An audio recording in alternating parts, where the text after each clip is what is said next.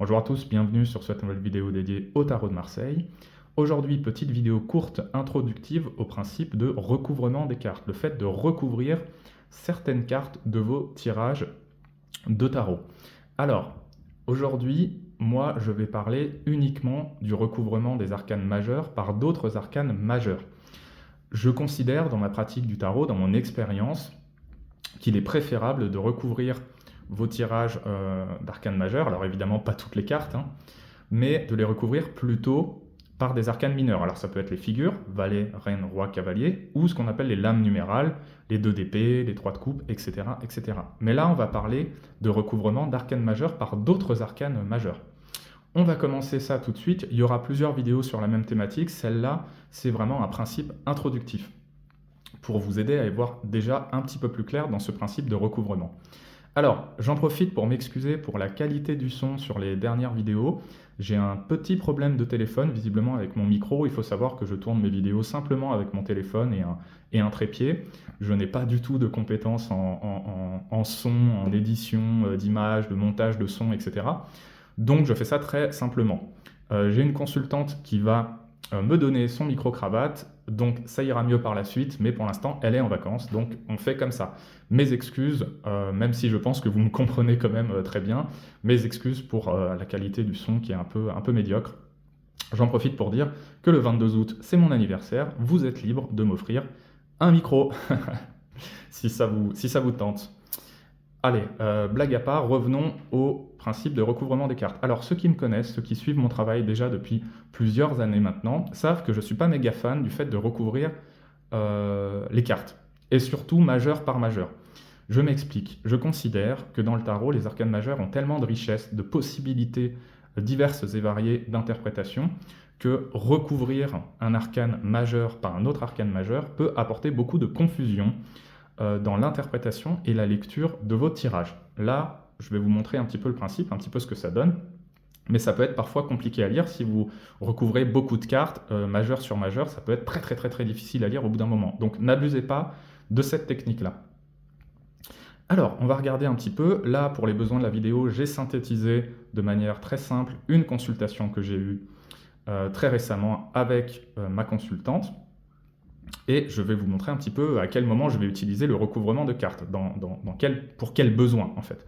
Donc sa question était relativement simple, sur les temps qui viennent, les semaines qui viennent, comment va évoluer ma relation avec mon conjoint. Voilà, c'était sa question.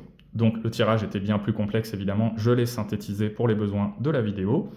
On peut voir que c'est un tirage chronologique, un tirage évolutif. Je les fais souvent comme ça, je les mets en escalier, les cartes, pour bien symboliser l'évolution, voilà, comme une frise chronologique, l'évolution là de leur relation. Donc on part de la première carte, qui est plutôt la carte actuelle, du présent. La deuxième carte, c'est déjà un petit bond dans l'avenir sur du court terme. La troisième carte, c'est plus sur du moyen terme. Voilà, et on lit la tendance. C'est ce qu'on appelle un tirage tendance. Je l'ai déjà beaucoup présenté sur ma chaîne.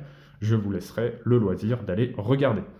Alors, on constate qu'aujourd'hui, pour faire simple en termes d'interprétation, on est dans une période de tension, c'est une période tendue. On sent qu'il y a des dissonances, des désaccords, des conflits, des mots qui peut-être sont un peu abusifs, un peu excessifs. On sent qu'il y a beaucoup d'émotions qui n'est pas canalisée de la bonne manière, qui s'expriment un peu par une forme de brutalité, de violence, ou au contraire une forme de refoulement, c'est-à-dire on ne dit pas ce qu'on ressent, ce qu'on pense.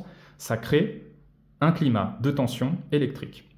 Si on avance un petit peu, on a la Lune.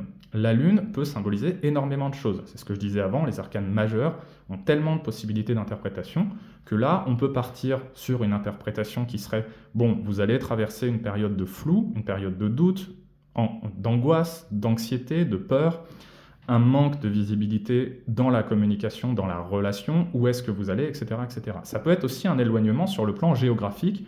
On constate beaucoup d'eau dans la carte de la Lune. Alors, est-ce que c'est peut-être la traversée d'une mer, d'un océan, quelque chose comme ça, qui symboliserait un éloignement dans le couple, par exemple? Mais ça peut être beaucoup de choses. Ça peut être des émotions qui remontent, l'eau étant évidemment les émotions dans le tarot.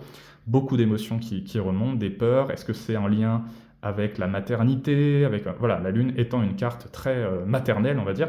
Il y a plein d'interprétations possibles. Et là, je laisse volontairement un petit flou parce que c'est cette carte que je vais recouvrir.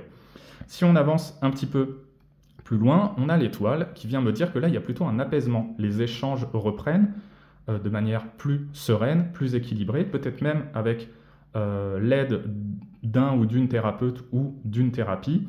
On sent qu'il y a quand même une amélioration dans le schéma global de leur relation. Voilà.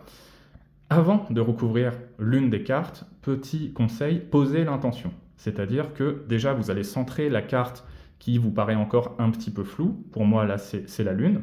Et vous allez poser l'intention au tarot en disant clairement, bah écoute, tarot, peux-tu me donner des précisions sur cette carte? Tarot, peux-tu me donner des précisions sur cette carte de la lune? Qu'est-ce qu'elle signifie exactement? Et là, à ce moment-là, vous pouvez faire un recouvrement.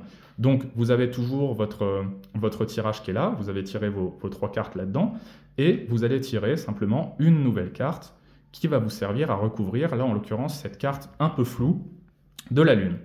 Donc, je prends ça, je recouvre. Moi, je pose les cartes comme ça quand je recouvre, comme ça on voit les 2 cartes. Vous faites comme vous voulez, ça n'a pas beaucoup d'importance, mais j'aime bien avoir à la fois la numérologie, à la fois les 2 images en fait qui se superposent. Je trouve que symboliquement, c'est intéressant. On a la papesse, donc là on a déjà des précisions. Cette phase un peu floue, un peu angoissante de la Lune se symbolise plutôt par un grand manque de communication. C'est-à-dire la papesse n'est pas une carte qui communique beaucoup. Donc ça peut être une forme d'éloignement, surtout en termes de communication, une sorte de rigidité, vous voyez, de froideur. On n'est pas dans une phase très très chaleureuse. Donc là, on n'est pas forcément sur l'idée d'un déplacement géographique ou que sais-je, on est plutôt, la carte de la papesse m'apporte des précisions sur la communication va être mauvaise, voire quasiment absente pendant cette phase-là. Donc je rappelle que c'est une phase, parce qu'on a une suite après, on vient de le voir. Donc voilà, l'idée c'est vraiment de recouvrir de manière très simple en fait. N'allez pas faire trop de complexité. Moi je dis souvent qu'il faut rester très simple dans le tarot, synthétiser en 1 à 2 phrases ce que vous voulez dire, pas besoin de faire des romans, de partir dans tous les sens, et ensuite vous laissez votre consultant, votre consultante canaliser ce tirage, l'interpréter selon son prisme en fait. C'est ça qui est vraiment important. Le tarot reste un échange, selon moi, ça reste une consultation, ça reste un échange entre 2 personnes. Donc voilà, ça c'est vraiment un principe très très simple de recouvrement. Évidemment, on peut faire beaucoup plus complexe que ça, mais pour moi la base ce serait ça. Je ne cherche pas à recouvrir toutes les cartes parce que je considère que là, la carte du début et de la fin, je les ai bien interprétées, je les ai bien comprises. Donc allez surtout chercher le recouvrement quand vous avez du mal à cerner la problématique, quand vous avez besoin de précision. Donc selon moi, pas la peine de tout recouvrir. Après, vous faites évidemment comme vous avez envie. Voilà, dans de prochaines vidéos, je parlerai des recouvrements d'arcanes majeures, donc de tirage majeur par des mineurs. On en parlera plus tard. C'est tout pour moi, pour cette petite vidéo introductive au principe de recouvrement des cartes. Je rappelle, gardez ce principe avec modération, surtout quand on parle des arcanes majeures. Et voilà, alors, vous avez évidemment mes contacts dans la description de cette vidéo, que ce soit le site pour les consultations et formations au tarot et les cours particuliers de tarot, ou l'hypnose régressive. Je vous laisse regarder tout ça. Vous avez également mes contacts personnels, que ce soit le mail ou par exemple Instagram, si vous avez des questions, si vous avez des suggestions de vidéos, des soucis que vous aimeriez que je traite en vidéo, je suis très réceptif à ça. Donc n'hésitez pas à m'en parler en contact direct, avec grand plaisir. Moi, je vous retrouve dans une semaine pour parler à nouveau tarot, 1 semaine, 10 jours, parce que je repars un petit peu en vacances.